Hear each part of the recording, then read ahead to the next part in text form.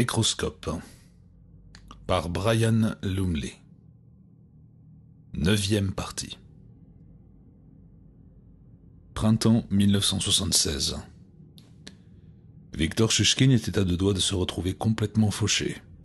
Il avait dilapidé les biens hérités de Mary Keough Snaith dans diverses spéculations boursières qui étaient tombées à l'eau. Les charges d'entretien de la grande maison près de Bonnyrigg étaient élevées. L'argent qu'il gagnait avec ses leçons particulières ne suffisait pas pour le faire vivre. Il aurait bien vendu la maison, mais elle était désormais dans un tel état de délabrement qu'il n'en tirerait pas grand-chose. Et de surcroît, il avait besoin de l'isolement que l'endroit lui offrait. Louer certaines des chambres diminuerait pareillement son intimité. De toute façon, les travaux nécessaires à l'extérieur comme à l'intérieur dépassaient largement ses moyens. Il pouvait difficilement envisager la location comme solution. Toutefois, son don pour les langues n'était pas le seul qu'il possédait, et c'est pourquoi au cours de ces derniers mois, il avait fait plusieurs voyages discrets à Londres afin d'exploiter et de vérifier certaines informations qu'il avait acquises depuis qu'il était domicilié dans les îles britanniques. Informations que certains pays étrangers particulièrement intéressés seraient prêts à acheter très cher. Bref, Victor Shushkin était un espion, ou du moins, il avait été question qu'il en devienne un lorsque Grégor Borovitz l'avait envoyé hors de Russie en 1957. Bien sûr, il avait eu un durcissement des relations entre l'Est et l'Ouest à l'époque, doublé d'un durcissement général de la politique russe envers ses dissidents. Aussi, cela n'avait pas été trop difficile pour Shushkin d'entrer en Grande-Bretagne en tant que réfugié politique. Après cela, et particulièrement après avoir rencontré, épousé et assassiné Mary Keough, Shushkin s'était retrouvé si bien intégré qu'il avait renié son patron soviétique et demandé la citoyenneté britannique. Toutefois, il n'avait pas oublié la raison première de sa venue en Grande-Bretagne, et à titre de précaution pour l'avenir, il avait depuis longtemps entrepris de collecter des informations susceptibles d'être utiles à la mère patrie. Ce n'était que tout récemment, en raison de ses difficultés financières, qu'il avait commencé à réaliser qu'il pouvait tirer profit de la situation. Si les soviétiques ne payaient pas le prix qu'ils demandaient en échange de ces renseignements, il pourrait alors menacer de révéler aux Britanniques ce qu'ils savaient sur une certaine organisation russe. Ainsi donc, en cette matinée ensoleillée de mai, Shushkin avait écrit une lettre soigneusement codée à un vieux correspondant à Berlin, qui n'avait pas eu de ses nouvelles depuis plus de 15 ans et avait pensé ne plus jamais entendre parler de lui, lequel ferait suivre sa lettre via l'Allemagne de l'Est jusqu'à Grégor Borovitz lui-même à Moscou. Shushkin venait de poster sa missive au bureau de poste de Bonnyrigg et rentrait à présent chez lui à bord de sa Ford délabrée. Mais comme il franchissait la rivière sur le pont de pierre menant à l'entrée de sa demeure, Shushkin avait été surpris de ressentir en lui un étrange bouillonnement qu'il reconnut immédiatement.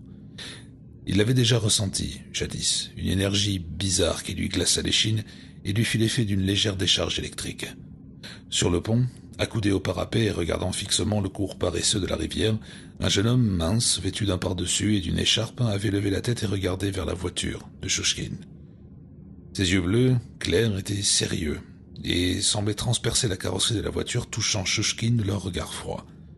Le Russe avait compris que l'inconnu était doté de talents bien supérieurs à ceux habituellement offerts par la nature, et qu'il détenait des pouvoirs de perception bien plus élevés que ceux d'un homme ordinaire. Il l'avait su sans le moindre doute car Shushkin avait lui aussi un don. C'était un dénicheur. Sa faculté résidait dans l'identification instantanée d'une autre personne douée d'ESP. Quant à l'identité de ce jeune homme, la raison de sa venue ici à ce moment précis, il y avait plusieurs possibilités. Il pouvait s'agir d'une coïncidence, une rencontre fortuite, ce n'était pas la première fois, loin de là, que Shushkin tombait par hasard sur une personne de ce genre. Mais l'ESP présentait toute une gamme d'énergie et de couleurs, et celle qu'il avait perçue avait une intensité très forte et était écarlate. Un nuage teinté de rouge dans l'esprit de Shushkin. Ou bien sa présence ici pouvait être intentionnelle, on l'avait peut-être envoyé à dessein. Les services britanniques avaient certainement leur propre dénicheur, et Shushkin avait très bien pu être détecté et suivi. Compte tenu de ses récents voyages à Londres et de ce qu'il avait découvert sur le service d'espionnage britannique, cette hypothèse était loin d'être tirée par les cheveux et provoqua une certaine panique en lui. De la panique, oui, mais pas seulement.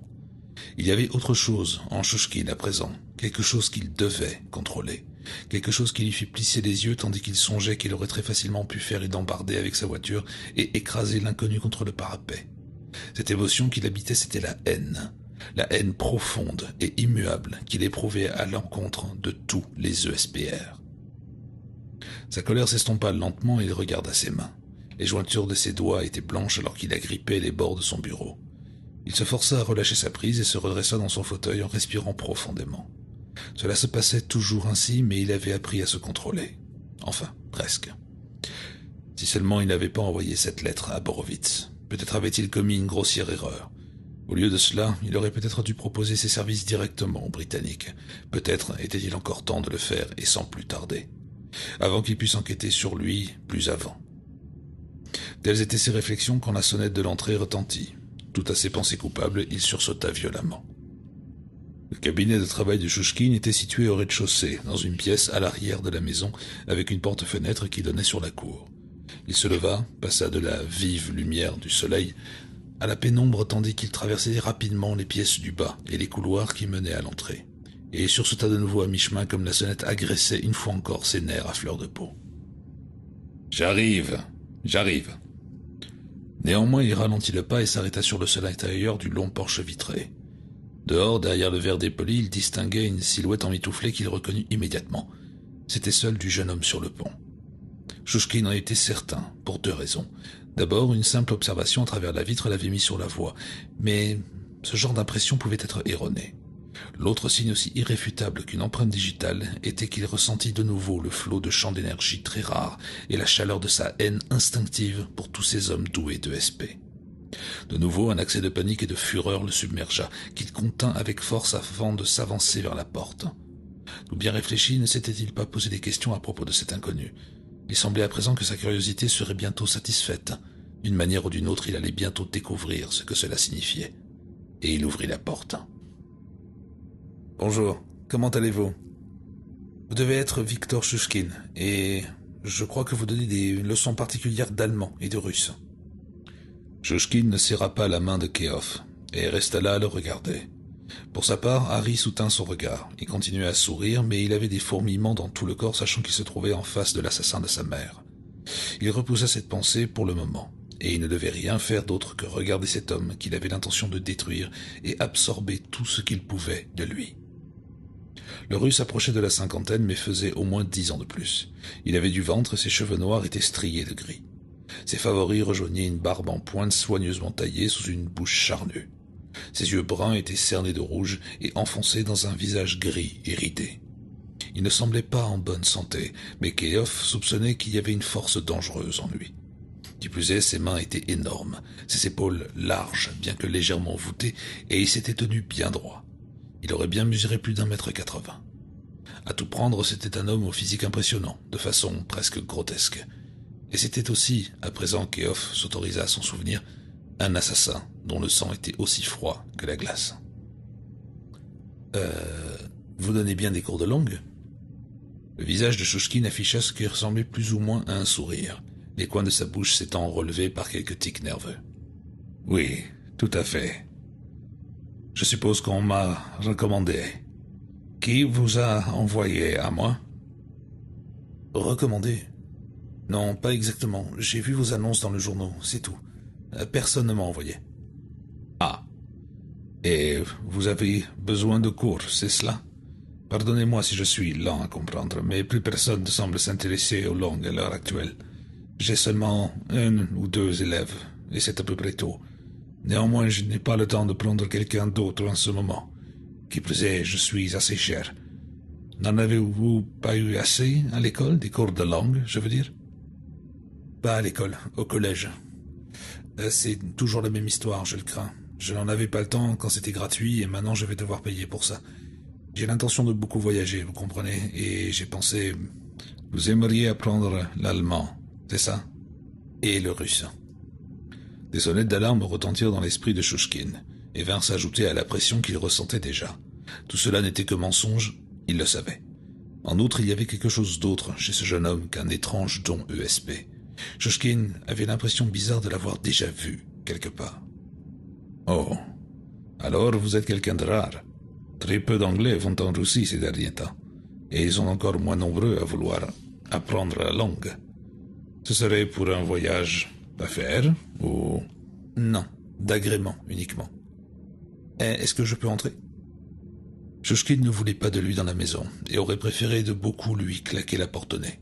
Mais en même temps, il lui fallait découvrir qui il était réellement. Il s'écarta. Keof entra, et la porte, en se refermant derrière lui, produisit un bruit qui le fait penser au couvercle que l'on abaisse sur un cercueil. Il pouvait presque sentir l'animosité du Russe à son égard et goûter sa haine. Mais pour quelle raison Shushkin le haïrait-il? Il ne le connaissait même pas. « Je n'ai pas saisi votre nom. » Keof s'était préparé à cette question. Il attendit un moment, suivant le Russe jusqu'au bureau bien aéré et baigné de lumière grâce aux rayons du soleil qui entraient par la porte-fenêtre. Puis il dit « Je m'appelle Harry.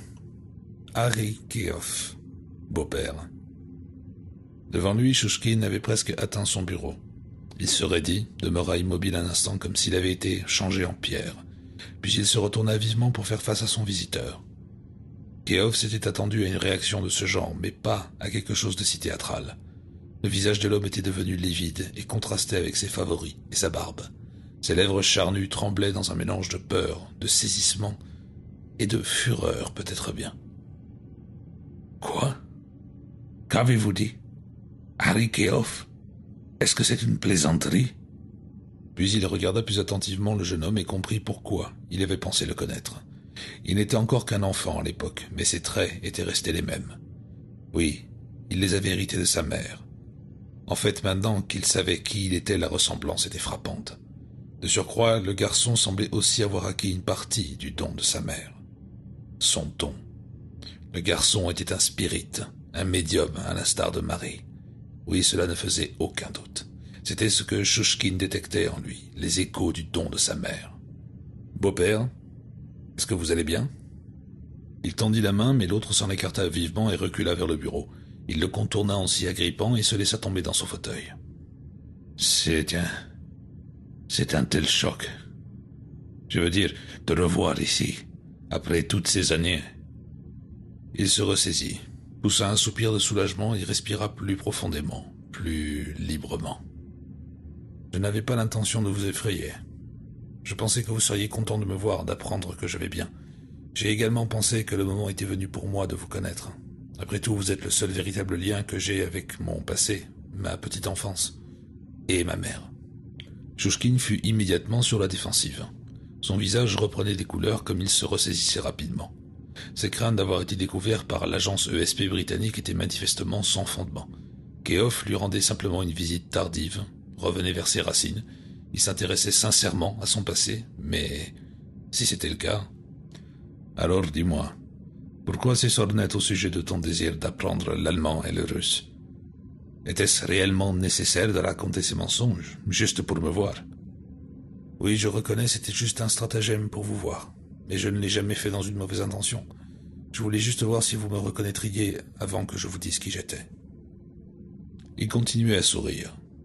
Shushkin se contrôlait maintenant, mais sa colère était visible et enlaidissait son visage. Il sembla à Harry que le moment était approprié pour lâcher une seconde bombe. De toute façon, je parle l'allemand et le russe bien plus couramment que vous ne pourrez jamais le faire, beau-père. En fait, je pourrais vous donner des cours. Shushkin tirait une grande vanité de ses aptitudes linguistiques, et il n'en croyait pas ses oreilles. Qu'est-ce que ce blanc-bec racontait? Lui donner des cours, à lui? Est-ce qu'il avait perdu la raison? Shushkin enseignait déjà les langues avant que Harry Keof vienne au monde. L'orgueil du Russe l'emporta sur ses émotions tumultueuses et la haine que la présence d'un esper suscitait immanquablement en lui. « Quoi? Ridicule. Allons, je suis russe de naissance. J'ai passé ma licence de russe alors que j'avais seulement 17 ans. J'ai obtenu un diplôme d'allemand avant d'avoir 20 ans. Je ne sais pas où tu es allé chercher cette idée saugrenue, Harry Keof, mais elle est parfaitement absurde. Tu penses réellement qu'un pitoyable baccalauréat représente quelque chose comparé au travail de toute une vie? Ou bien essaies-tu délibérément de m'exaspérer? » Keof continuait à sourire, mais à présent c'était un sourire dur. Il s'assit sur une chaise en face de Shushkin, ce même sourire, sévère sur les lèvres, et regarda le visage méprisant de son beau-père. Puis il tendit son esprit vers un vieil ami à lui, Klaus Grunbaum, un ancien prisonnier de guerre qui avait épousé une jeune Anglaise et s'était installé à Hartlepool après la guerre. Grunbaum était mort d'une crise cardiaque en 1955 et était enterré dans le cimetière de Greyfields. Cela ne faisait aucune différence que le cimetière se trouve à plus de 200 km d'ici. Grunbaum répondit à Harry et lui parla. Par son intermédiaire, le jeune garçon s'exprima dans un allemand fluide, aisé, s'adressant directement à Viktor Chouchkine par-dessus son bureau. « Alors, que pensez-vous de mon allemand, beau-père ? Vous avez probablement reconnu que c'est ainsi que l'on parle à Hambourg. Ou peut-être préférez-vous ceci, c'est du Hochdeutsch, comme le parle l'élite intellectuelle, l'aristocratie, singée par le grand public. Ou aimeriez-vous peut-être quelque chose de vraiment pointu ? Un peu de grammaire peut-être, cela vous convaincrait-il ? Très astucieux. Démonstration virtuose de ta maîtrise du dialecte allemand. Oui, et très fluide. Mais n'importe qui peut apprendre par cœur quelques phrases en une demi-heure. Le russe, c'est une autre affaire. Le rictus de Keof se durcit. Il remercia Klaus Grünbaum et projeta son esprit ailleurs, vers un cimetière près d'Édimbourg. Il y était allé récemment pour passer un moment avec sa grand-mère russe, morte quelques mois avant sa naissance. Il la trouva de nouveau et se servit d'elle pour parler à son beau-père dans sa langue maternelle. Par l'intermédiaire de Natacha, dont l'esprit parlait à travers lui, il se lança dans une diatribe contre l'échec du système communiste répressif. Il s'arrêta seulement au bout de plusieurs minutes, pour le moins surprenantes, lorsque Chouchkine s'écria finalement. « Qu'est-ce que tu fabriques, Harry ? Encore des sottises apprises par cœur. Quel est le but de cette supercherie ?» Mais en dépit de ses rodomontades, Chouchkine sentait que son cœur battait un peu plus vite, un peu plus pesamment dans sa poitrine. La manière dont le garçon parlait ressemblait tellement à celle de quelqu'un d'autre, quelqu'un qu'il avait détesté. Toujours en utilisant le russe de sa grand-mère, mais en parlant cette fois-ci avec son propre esprit, Harry répondit. « À votre avis, pourrais-je apprendre cela par cœur ? Êtes-vous aveugle au point d'être incapable de voir la vérité quand vous l'avez devant vous ? Je suis un homme doué, beau-père, plus doué que vous ne pouvez le concevoir, infiniment plus doué que ne l'a jamais été ma pauvre mère. » Chouchkine se leva et s'appuya sur son bureau. Le flot de haine qui le submergeait déferlait soudain, semblant presque matériellement se briser sur Keof telle une vague. « D'accord. Tu es un petit salopard très intelligent.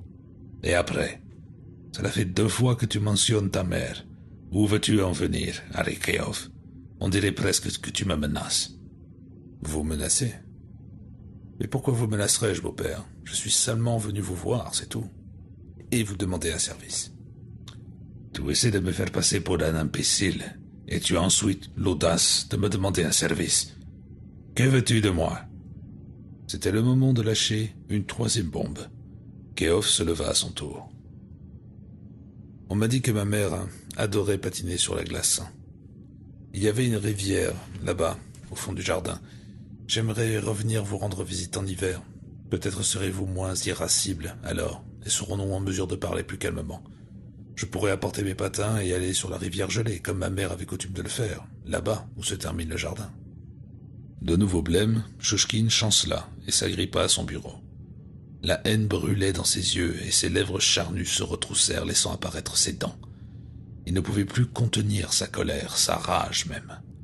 Il devait frapper ce blanc-bec arrogant, l'étendre par terre, il le devait. Comme Chouchkine commençait à contourner lentement le bureau pour venir vers lui, Harry réalisa le danger et recula vers la porte du cabinet de travail. Cependant, il n'avait pas encore terminé avec lui. Il devait faire une dernière chose. Il glissa sa main dans sa poche de son pardessus et en sortit un objet.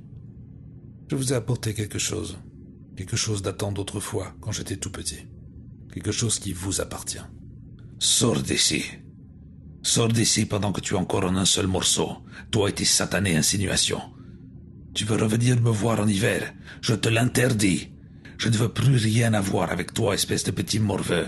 Va-t'en et paie-toi la tête de quelqu'un d'autre. Pars immédiatement, avant que je... Ne vous inquiétez pas, je m'en vais. Mais d'abord, attrapez. » Et Harry lança l'objet qu'il tenait à la main. Puis il se retourna, franchit la porte et disparut dans la pénombre qui régnait désormais dans la maison.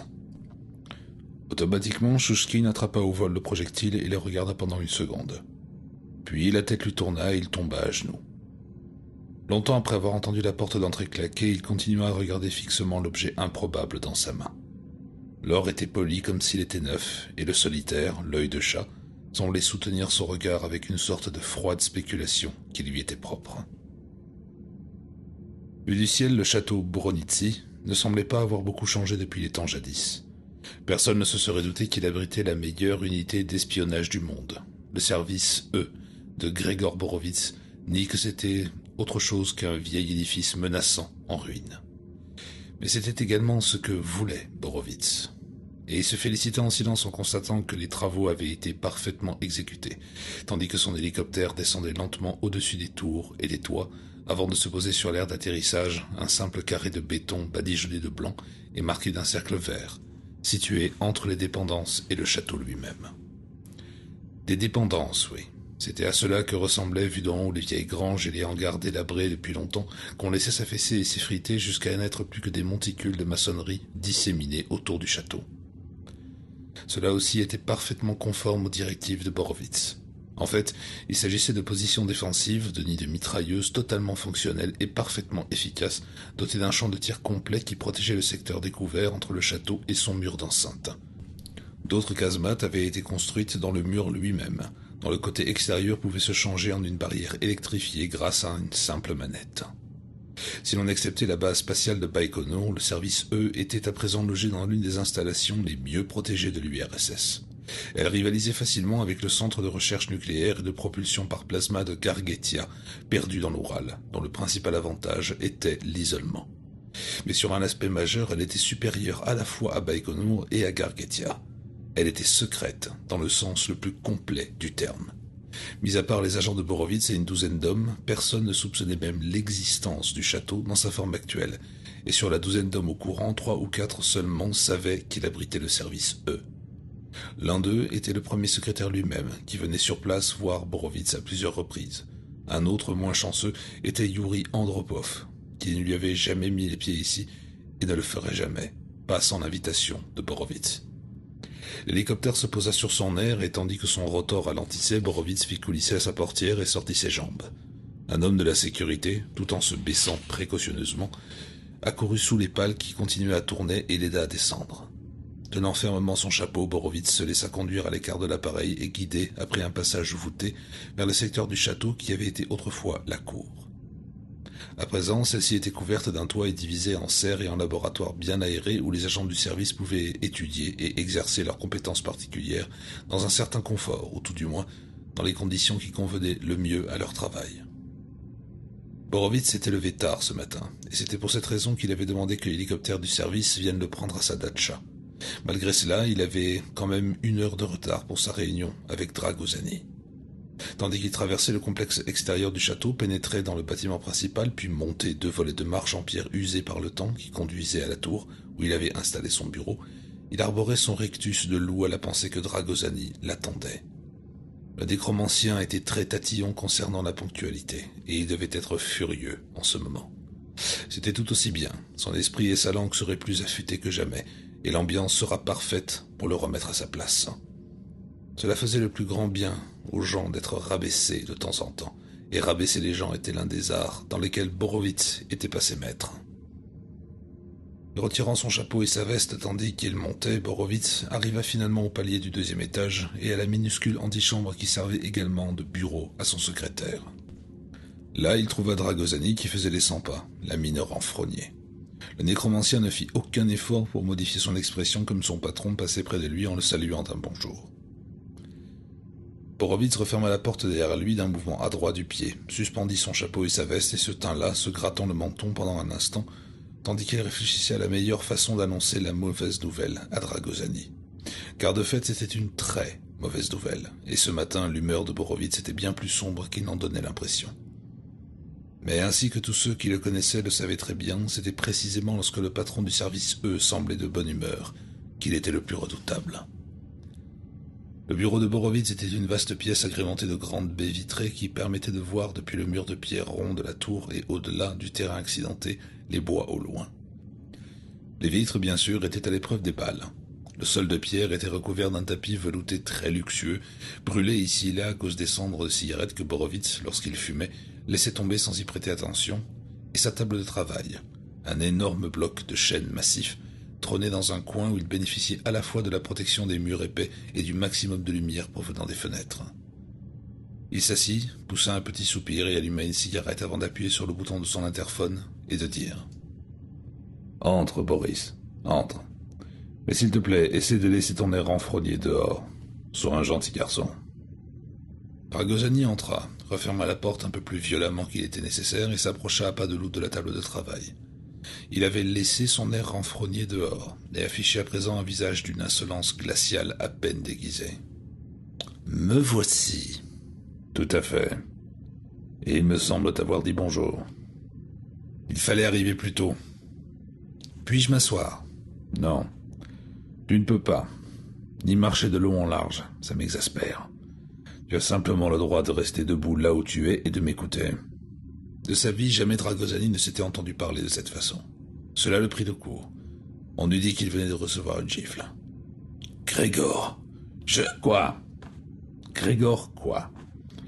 Ceci est une réunion de travail, agent Dragosani, pas une visite de politesse. Garde tes familiarités pour tes amis, si tu en as encore. Tu es encore loin de diriger le service, et à moins de faire entrer certaines notions fondamentales dans ta petite tête décervelée, tu ne le dirigeras probablement jamais. Dragosani, déjà pâle, devint livide. Je comprends pas ce qui te prend. J'ai fait quelque chose. Toi, faire quelque chose? D'après tes feuilles de présence, tu as fait très peu de choses, durant ces 6 derniers mois en tout cas. Mais nous allons y remédier. Finalement, tu feras peut-être mieux de t'asseoir. J'ai beaucoup de choses à te dire et ce sont des choses très sérieuses. Prends une chaise. Dragosani se mordit la lèvre, puis obtempéra. Borovitz le regarda un moment, joua avec un crayon, puis il déclara. Apparemment, nous ne sommes pas les seuls. Pas du tout les seuls. Bien sûr, nous savions depuis quelque temps que les Américains réfléchissaient à la perception extrasensorielle en tant que concept d'espionnage, mais c'était tout. Ils se contentaient d'y réfléchir. Ils trouvaient ça chouette. Tout est chouette pour les Américains. Ils n'ont pas de direction ni d'objectif précis dans ce domaine. Avec eux, tout est expérimentation et aucune action ne suit. Ils ne prennent pas cela au sérieux. Ils n'ont pas de véritables agents de terrain. Ils s'amusent avec ça comme ils s'amusent avec leur radar avant la Seconde Guerre mondiale. Ils regardent ce que ça leur a apporté. Bref, ils n'ont pas encore confiance dans l'ESP, ce qui nous donne une avance confortable sur eux, pour une fois. Ce n'est pas une nouveauté pour moi. Je sais que nous sommes en avance sur les Américains. Et alors ? Borovitz l'ignora. C'est la même chose avec les Chinois. Ils ont à leur disposition des esprits supérieurs là-bas à Pékin, mais ils ne les utilisent pas, ou mal. Tu t'imagines un peu ? La race qui a inventé l'acupuncture doute de l'efficacité de l'ESP. Ils ont le même genre de blocage que nous il y a 40 ans. Si ce n'est pas un tracteur, ça ne marche pas. Dragosani demeura silencieux. Il savait qu'il devait laisser Borovitz révéler le fond de l'affaire au moment de son choix. Ensuite, il y a les Français et les Allemands de l'Ouest. Chose curieuse, ils s'entendent très bien. En fait, nous avons certains de leurs experts ici à Moscou, des agents de terrain qui travaillent dans les ambassades. Ils assistent à des réceptions officielles et à des soirées uniquement pour voir s'ils sont en mesure de glaner quelques informations. Et de temps en temps, nous les laissons intercepter quelques renseignements en guise de friandises, des trucs que leur service de renseignement classique aurait appris de toute façon, histoire de les occuper. Mais quand il s'agit d'informations très importantes, alors nous leur fourguons des conneries, ce qui entame leur crédibilité et nous permet de conserver notre avance sur eux. Soudain, Borovitz en eut assez de jouer avec son crayon. Il le posa, leva la tête et regarda Dragosani dans les yeux. Les siens avaient pris une lueur maussade. Bien sûr, nous avons un énorme avantage. Moi, Grégor Borovitz. Autrement dit, le service E dépend de moi et de moi seul. Il n'y a pas de politicien regardant par-dessus mon épaule, pas de policier robot espionnant mon service d'espionnage, pas de fonctionnaire à dessous contrôlant mes dépenses. Contrairement aux Américains, je sais que l'ESP est l'avenir de la collecte d'informations. Je sais que ce n'est pas simplement chouette. Et contrairement aux patrons de l'espionnage dans le reste du monde, j'ai développé notre service jusqu'à en faire une arme étonnamment précise et tout à fait efficace. De ce fait, en raison de notre aboutissement dans ce domaine, j'ai commencé à croire que nous avions une avance telle que personne ne pourrait nous rattraper.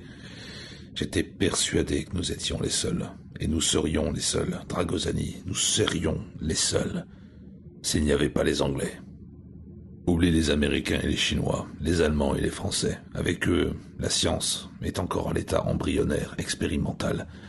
Mais avec les Anglais, c'est une autre paire de manches. À l'exception de cette dernière phrase, tout ce que Dragosani avait entendu jusque-là lui était connu depuis longtemps.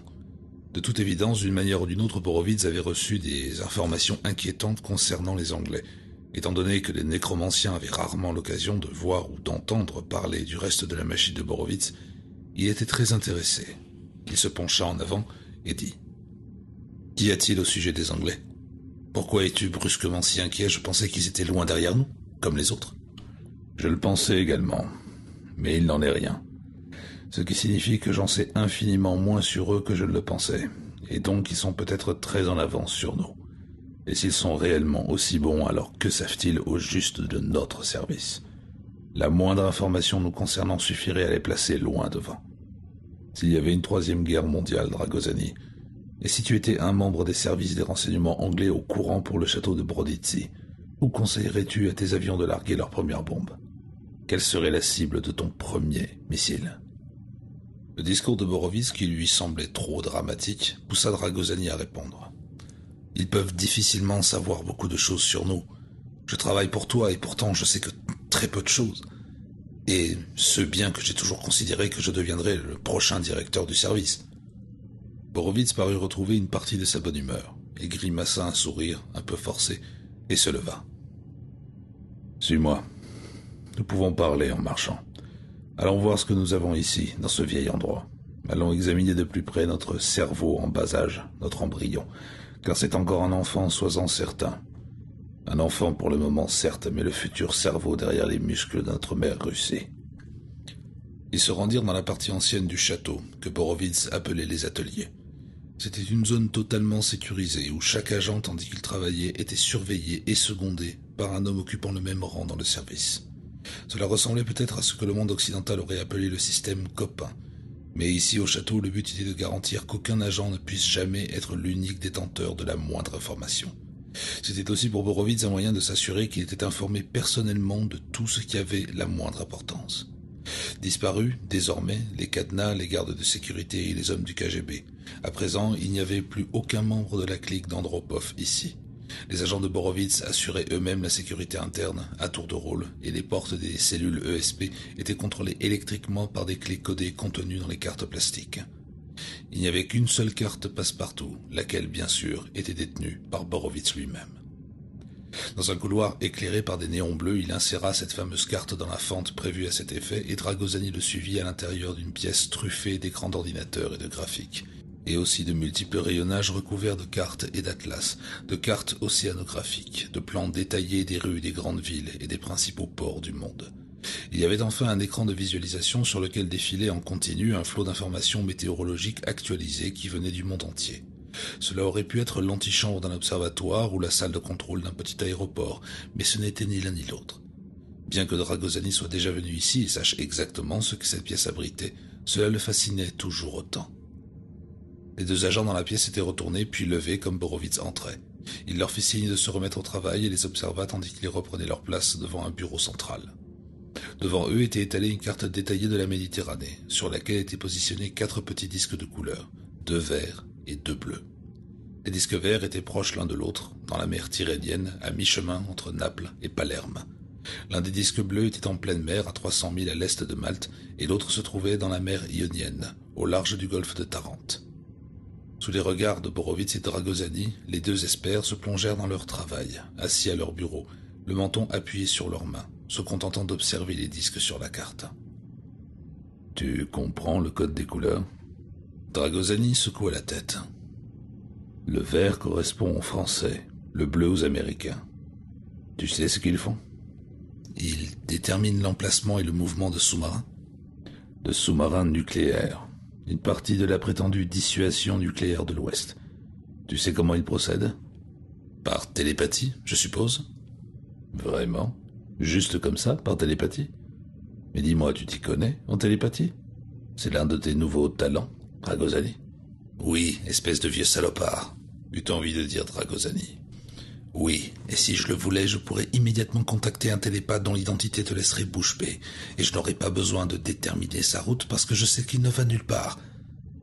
Mais à la place, il répondit. Je m'y connais en télépathie autant qu'il s'y connaissait en nécromancie.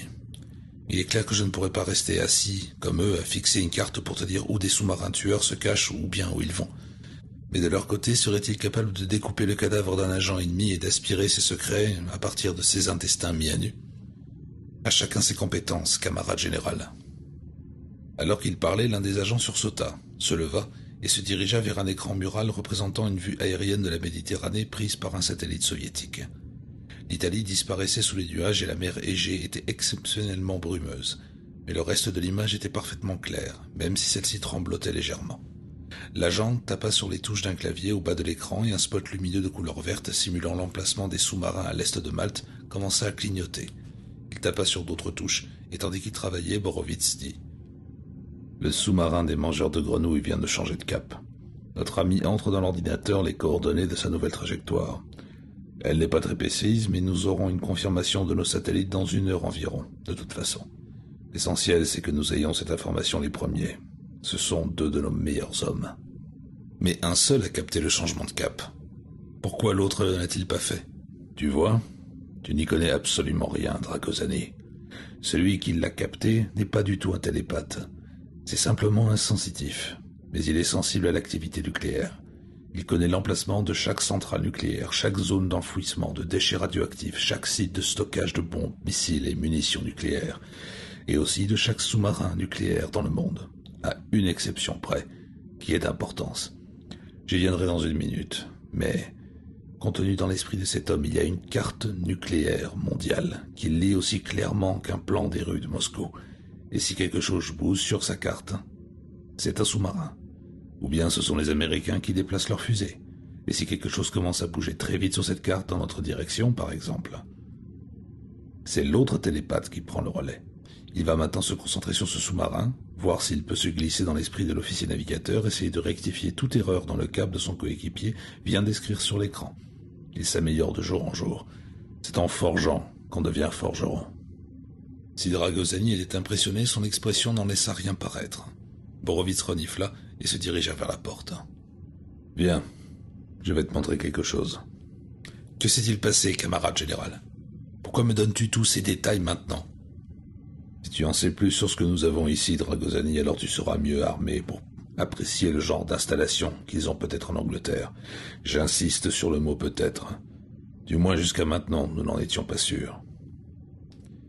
Dragosani, au cours de ces 18 derniers mois, nous n'avons pas localisé un seul sous-marin Polaris anglais sur ces écrans là-bas.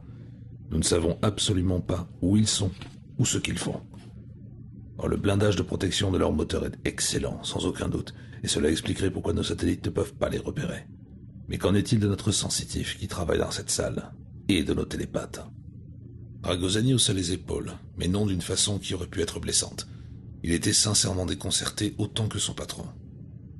« Et quel est ton avis là-dessus ?»« Et si les Anglais avaient des experts dans leur service, capables de bloquer nos gars aussi facilement qu'un système de brouillage sur un téléphone? Car si tel est le cas, Dragosani, alors ils ont une sacrée avance sur nous. Tu penses que c'est vraisemblable ? Maintenant, oui. Ça expliquerait un tas de choses. J'en suis arrivé à cette conclusion après avoir reçu une lettre d'un vieil ami à moi en Angleterre. Ami est un grand mot. Quand nous retournerons dans mon bureau, je t'en parlerai plus longuement. Mais je veux d'abord te présenter un nouveau membre de notre petite équipe. Je pense que tu le trouveras très intéressant. Dragosani soupira intérieurement. Son patron allait enfin lui exposer le fond du problème. Le nécromancien le savait. Il était si retors dans tout ce qu'il faisait, y compris lorsqu'il devait en venir au fait. Ainsi, valait-il mieux se détendre, prendre son mal en patience, et laisser les choses arriver selon le rythme décidé par Borowitz. Emboîtant le pas à son supérieur, Dragosani franchit une autre porte et entra dans une autre salle beaucoup plus grande que la précédente. Un peu plus d'1 semaine auparavant, cela avait été une réserve. Dragosani le savait, mais il y avait eu énormément de changements. La salle était bien mieux aérée pour commencer. Des fenêtres avaient été percées dans les murs du fond et donnaient juste au-dessus du niveau du sous-sol sur le domaine du château. Qui plus est, un bon système de ventilation avait été installé. Sur un côté, dans une sorte d'antichambre contiguë à la pièce principale, on avait aménagé une salle d'opération comme celle utilisée par les vétérinaires. Et effectivement, le long des murs des 2 pièces, de petites cages contenant des animaux étaient posées sur des étagères métalliques. Il y avait des souris blanches et des rats, plusieurs oiseaux, et même 2 furets.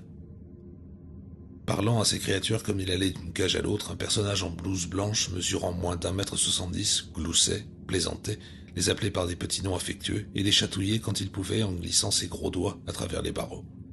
Comme Dragosani et Borowitz s'approchaient, il se tourna vers eux. L'homme avait des yeux bridés et une peau légèrement olivâtre. Malgré de puissantes mâchoires, il parvenait néanmoins à avoir l'air jovial.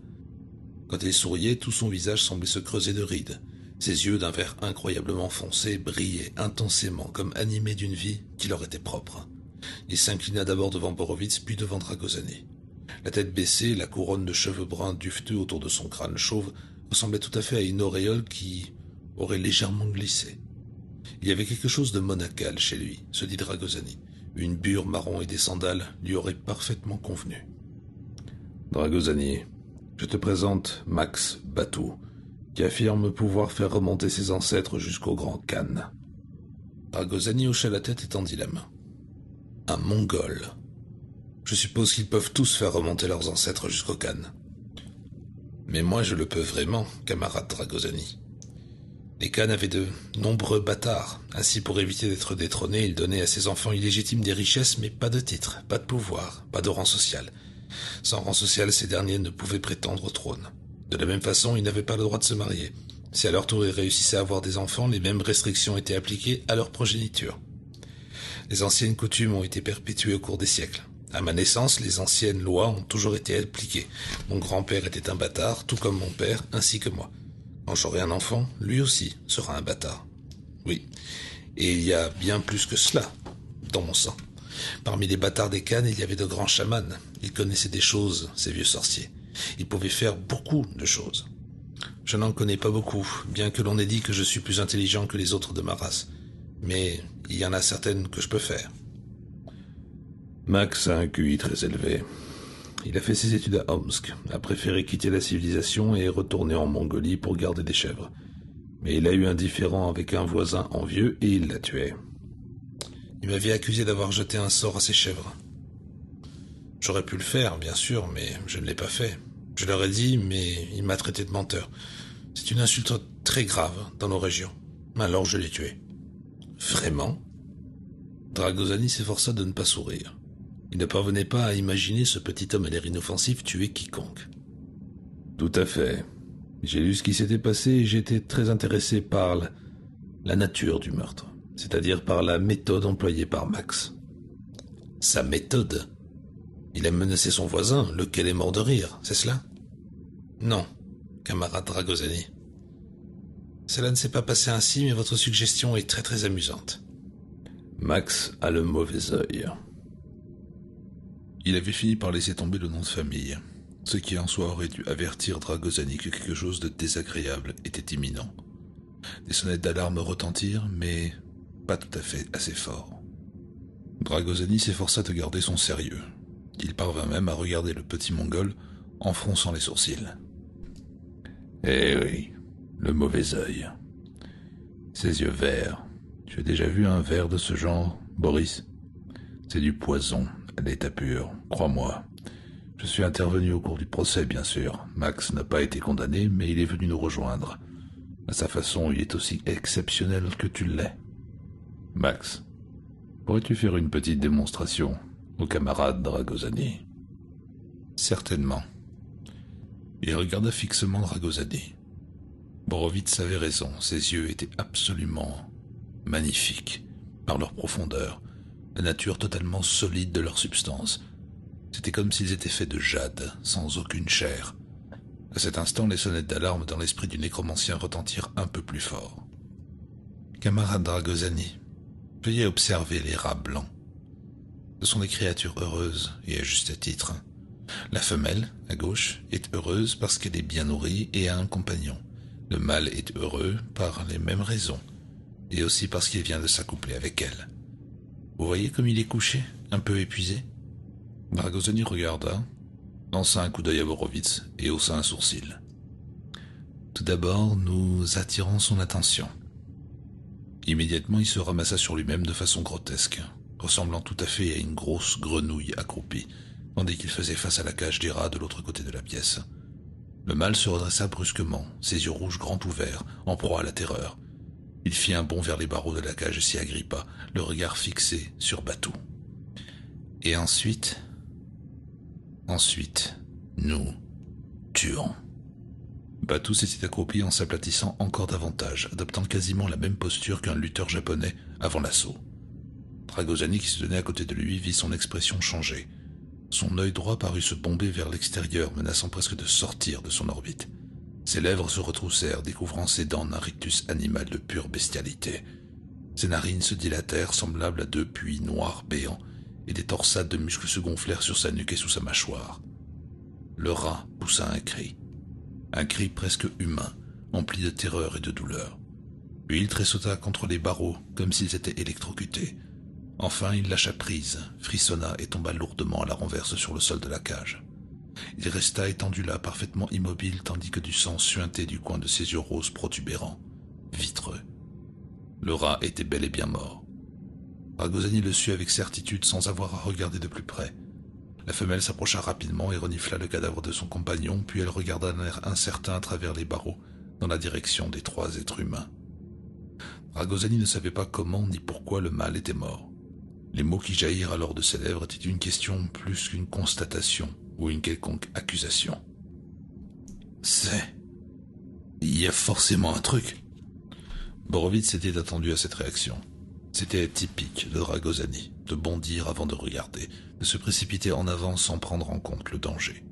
Le patron du service E s'écarta largement de Batou, toujours accroupi, et se tourna vers le nécromancien.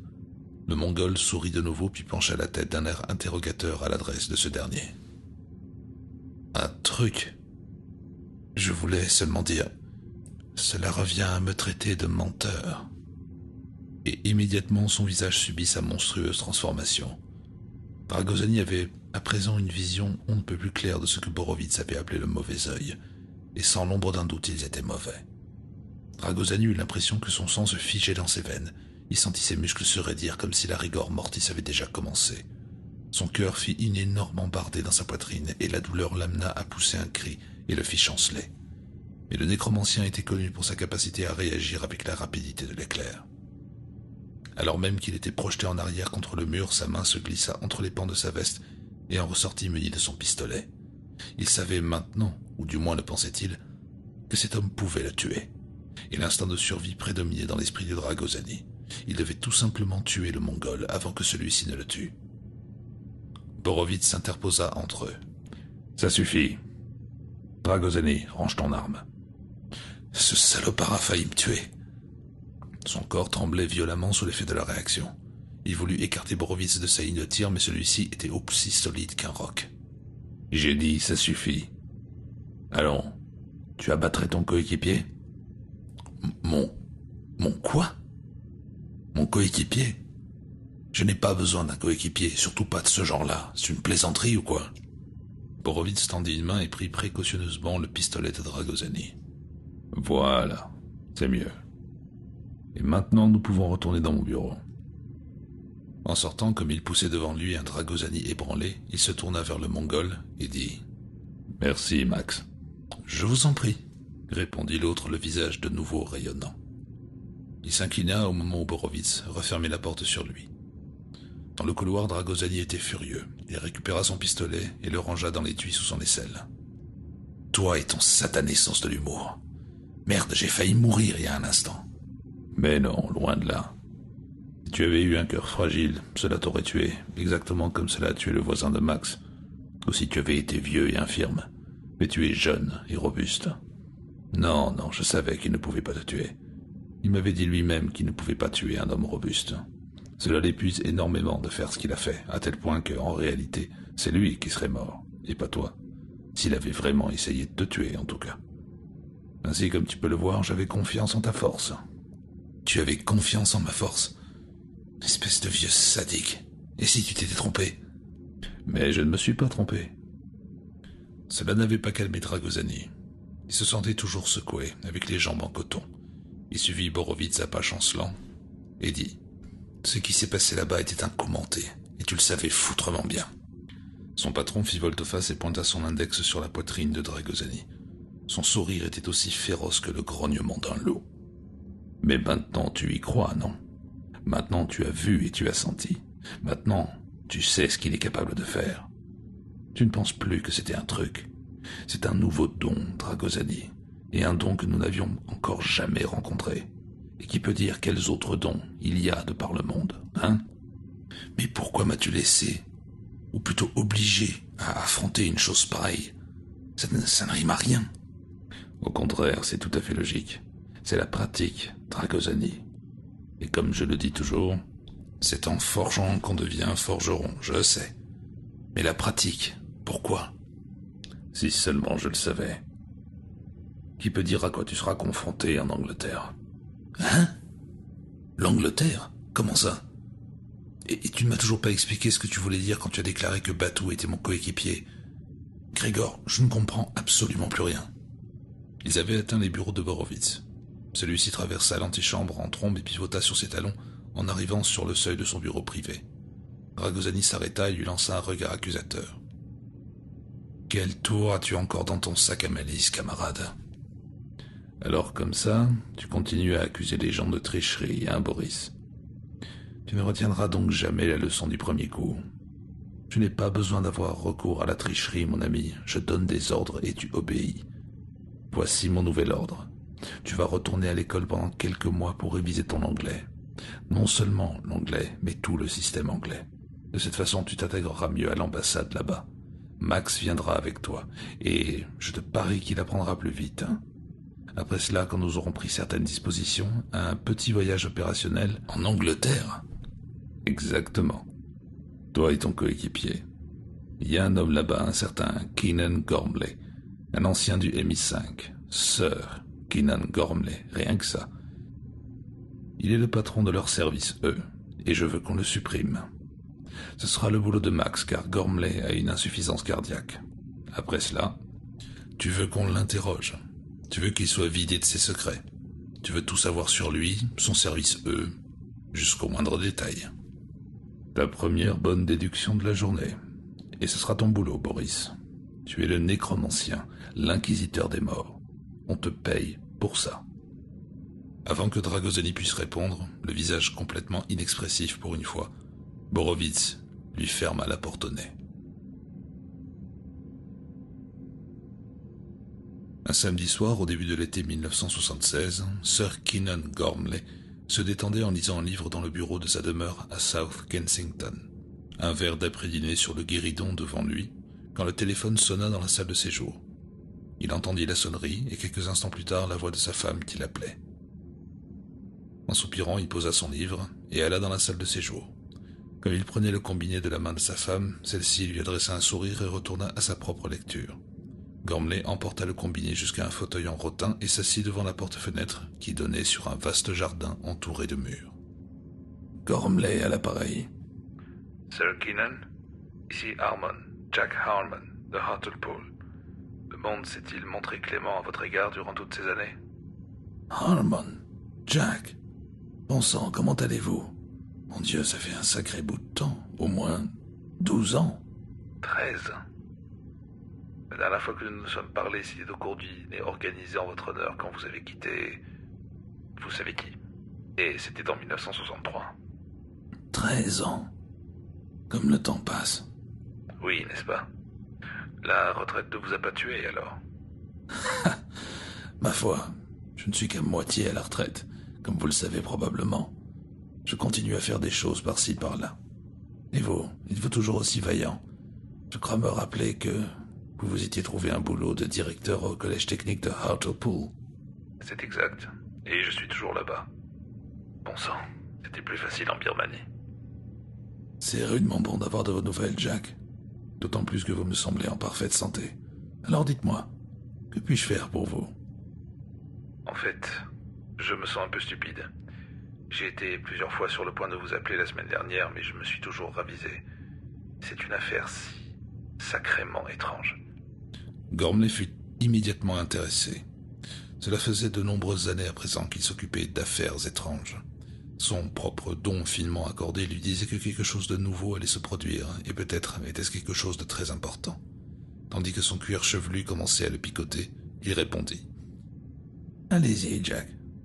De quoi s'agit-il? Et ne vous en faites pas si je trouve ça complètement loufoque. J'ai gardé de vous le souvenir d'un type très pondéré. » Oui, mais c'est très... Vous savez, difficile à exprimer avec des mots. Je veux dire, je suis tout près de cette chose. Je l'ai vue de mes propres yeux et pourtant... Jack, vous vous rappelez le soir de ce fameux dîner où vous et moi avions discuté? J'avais beaucoup bu ce soir-là, trop peut-être, Et il me semble que j'ai mentionné certaines choses dont je n'aurais pas dû parler. C'est juste que vous sembliez si bien placé, je veux dire en tant que directeur de collège et tout ça. Et c'est précisément pour cette raison que je vous appelle maintenant. À cause de notre conversation. Comment diable l'avez-vous su? Appelons ça de l'intuition. Mais continuez. Bon. Vous aviez dit que je verrais défiler beaucoup de garçons au collège, et que je devrais garder l'œil ouvert si je trouvais que l'un d'eux était plutôt spécial. Attendez un instant, Jack, vous voulez bien?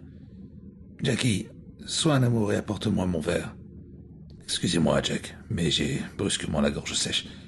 Vous venez donc de trouver un garçon qui est un peu différent, c'est cela? Un peu. Harry Keough est très différent, vous pouvez me croire. Sincèrement, je ne sais pas quoi penser de lui. Bon, racontez-moi tout et nous verrons ce que j'en pense. Harry Keough est un garçon sacrément bizarre. C'est un professeur de l'école des garçons de Harden, un peu plus haut sur la côte, qui a tout d'abord attiré mon attention sur lui. À cette époque, il me l'avait décrit comme un mathématicien instinctif. En fait, ce garçon est quasiment un génie. Bref, je lui ai fait passer une sorte d'examen. Bon sang, il n'en a fait qu'une bouchée, et il a été admis au collège technique. Mais son anglais était déplorable. Je lui répétais sans cesse de travailler cette matière. Quand j'ai parlé à ce type de Harden, le jeune professeur, je veux dire un certain George Anand, j'ai eu plus ou moins l'impression qu'il n'aimait pas Keough. Ou peut-être est-ce un peu exagéré, disons que Keough le mettait mal à l'aise, tout simplement. Récemment, j'ai été amené à reparler avec Anand, et c'est de cette façon que toute l'affaire a été découverte. Je veux dire par là que les observations faites par Anand 5 ans plus tôt correspondaient exactement aux miennes. Lui aussi, à cette époque, croyait que Harry Keough... Enfin, qu'il a... Qu'il quoi? Quel est le don de ce garçon, Jack? Don... Mon Dieu, je ne le décrirai pas ainsi.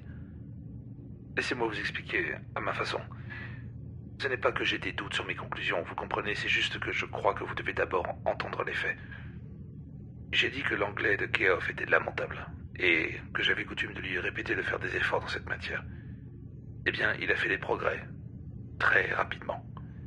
Avant même de quitter le collège, voilà 2 ans, il avait déjà vendu sa première nouvelle. Depuis, 2 recueils de ses nouvelles ont été publiés. Elles sont vendues dans tous les pays anglophones. C'est quelque peu déconcertant, à tout le moins. Enfin, cela fait 30 ans que j'essaye de vendre mes propres nouvelles. Et voilà que Keough, qui n'a pas encore 19 ans, et qui...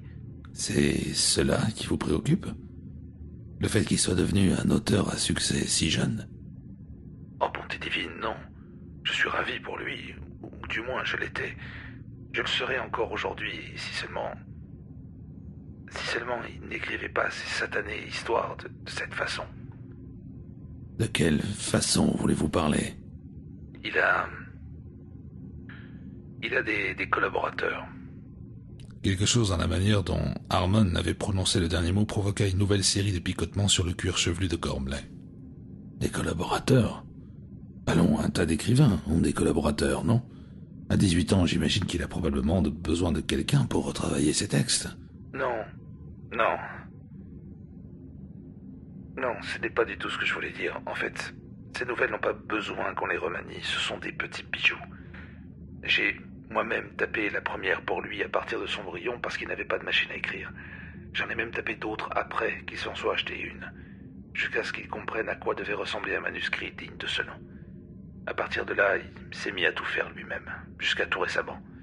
Son nouveau travail qu'il vient de terminer est un roman. Figurez-vous qu'il a intitulé Le journal d'un libertin du XVIIe siècle. Alors en plus, il est précoce sexuellement? En fait, je le pense, oui. J'ai également travaillé avec lui sur une bonne partie du roman. C'est-à-dire, j'ai corrigé certains chapitres et en règle générale, j'y ai mis de l'ordre. Il n'y avait aucune erreur historique, ni aucune approximation dans son utilisation de la langue du XVIIe siècle. En fait, tout est étonnamment exact. Mais son orthographe est toujours épouvantable, et pour ce livre, du moins, il y avait beaucoup de répétitions et la narration était décousue. Mais je peux vous promettre une chose, ce roman va lui rapporter beaucoup d'argent. Comment ces nouvelles peuvent-elles être de petits bijoux alors que son roman est truffé de répétitions et que la narration est décousue? Ce n'est pas logique. Rien n'est logique dans le cas de Keough. Le roman est différent des nouvelles pour une raison très simple. Son collaborateur pour les nouvelles était un homme de lettres qui connaissait son affaire, alors que son collaborateur pour le roman était tout bonnement un libertin du XVIIe siècle. Quoi? Je ne comprends pas. Je ne m'attendais pas à ce que vous compreniez. Je souhaiterais ne pas comprendre moi non plus. Écoutez, un auteur de nouvelles qui connaissait un très grand succès a vécu et est mort à Hartlepool voilà 30 ans. Son véritable nom importe peu, mais il avait 3 ou 4 pseudonymes. Keough utilise des pseudonymes très proches des originaux. Les originaux? Je ne comprends toujours pas. Quant au libertin du XVIIe siècle, c'était le fils d'un comte, très connu dans cette région entre 1660 et 1672. Finalement, un mari trompé l'a tué d'un coup de feu. Ce n'était pas un écrivain, mais il avait une imagination très fertile. Ces 2 hommes, ce sont eux, les collaborateurs de Keough. À présent, le cuir chevelu de Gormley le démangeait. Continuez. J'ai parlé à la petite amie de Keough. C'est une gosse très gentille, et elle est folle de lui. Et elle ne veut pas qu'on dise du mal de son fiancé. Néanmoins, au cours de la conversation, elle a laissé échapper qu'il avait cette idée sur quelque chose appelé un nécroscope. Il lui a présenté cela comme une fiction, un produit de son imagination. Un nécroscope, lui a-t-il dit. C'est quelqu'un... Qui est capable de regarder dans les pensées des morts. Oui. Exactement. Un médium. Ma foi, oui, je suppose que l'on pourrait dire cela. Mais un vrai, Kenan. Un homme qui parle réellement aux morts. Enfin, c'est monstrueux. De fait, je l'ai vu assis là-bas en train d'écrire, dans un cimetière du village. En avez-vous parlé à quelqu'un d'autre? Keough est-il au courant de vos soupçons? Non. Alors, n'en soufflez mot à personne, vous avez compris? Oui, mais... Pas de mais, Jack. Votre découverte pourrait se révéler très importante et je suis ravi que vous m'ayez contacté. Mais cela doit rester entre nous. Certaines personnes pourraient s'en servir à mauvais escient. Vous me croyez, alors? À propos de cette chose épouvantable? Enfin, est-ce même possible? Possible, impossible. Plus j'avance en âge, plus je me demande ce qui peut ou ne peut pas exister. En tout cas, je comprends que vous soyez inquiet. Vous en avez parfaitement le droit. Mais quant à savoir s'il s'agit là d'une chose épouvantable, j'ai bien peur d'être obligé de réserver mon jugement. Si vous avez raison, alors votre Harry Keough a un don extraordinaire. Pensez à la façon dont il pourrait l'utiliser. J'en frémis rien que d'y penser. Pardon? Vous, un directeur de collège? Honte à vous, Jack. Excusez-moi. Je ne suis pas tout à fait sûr de... Vous n'aimeriez pas avoir la possibilité de parler aux plus grands professeurs, théoriciens et scientifiques de tous les temps? À Einstein, Newton, Léonard de Vinci ou Aristote? Mon Dieu. Mais voyons, ce serait tout à fait... littéralement complètement impossible. Eh bien, continuez à le croire, Jack, et oubliez la conversation que nous venons d'avoir. D'accord? Mais vous... D'accord, Jack. Entendu. Qu'avez-vous l'intention de... Jack. Je travaille pour une organisation très étrange et des types très bizarres. Faut dire même cela, c'est déjà en dire trop. Cependant, vous avez ma parole que je vais m'occuper de cette affaire. Et je veux votre parole que vous n'en parlerez à personne d'autre. Entendu. Si vous le dites. Merci d'avoir appelé. Je vous en prie. Au revoir, Jack. Il faudra qu'on se rappelle un de ces jours. Oui. Au revoir. Gormley raccrocha, l'air pensif.